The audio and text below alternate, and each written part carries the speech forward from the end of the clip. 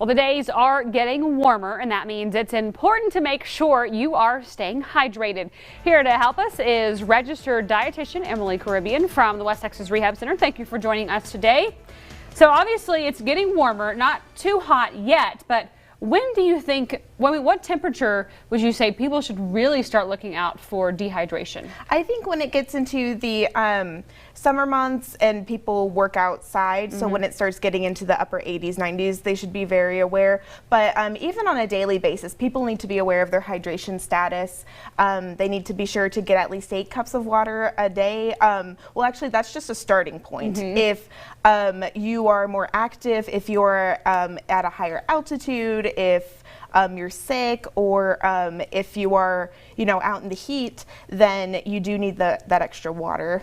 And so I wondered, I've heard a lot of people say you should drink however many ounces per your body weight. Is that something too as well that people should look out for? That is a good rule of thumb, and you can do a bunch of calculations. One of the most popular ones is you take your body weight in pounds, you divide it by 2, and that's how many ounces you should drink a day.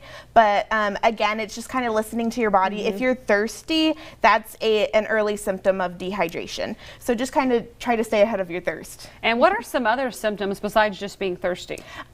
You will see you may get some, if you're very dehydrated, you may get some back pain around your kidneys, your skin. If it snaps back after you do that, then you're hydrated. If you're really dehydrated, then it won't have that snap. You may get headaches or fatigue and stuff like that. And let's talk about what to do. I mean, obviously you have the water, but then there's so many different sports drinks. There's even Pedialyte. So when should we be using something with electrolytes instead of just water?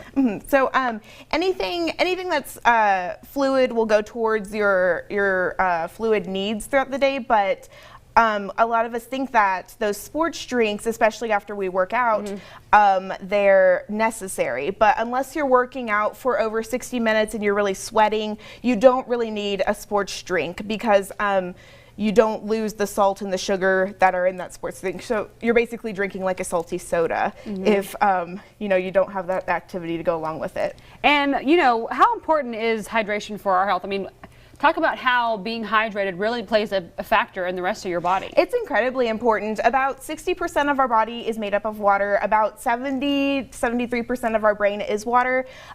Water helps us absorb and digest nutrients. It helps us, helps our joints move and stuff like that. It helps create different fluids in our body, like our spit and stuff like that, and so it's super important. And back to the drinks thing, there's a lot of Pedialyte out there as well, which don't have that much sugar in them. Are those things pretty good to drink as well? I think when you have those symptoms of dehydration that are pretty or of late dehydration, so again, like the back pain or something like that, or if you're very sick, like you have a fever or GI issues or anything like that, I think that would be a better thing than like the sports drinks. Yeah. Okay. Well, we appreciate you coming on today and helping us stay hydrated. If you would like to contact the West Texas Rehab Center for more information, they're located in Abilene at 4601 Hartford Street. You can call them at 793-3400 or go to westtexasrehab.org.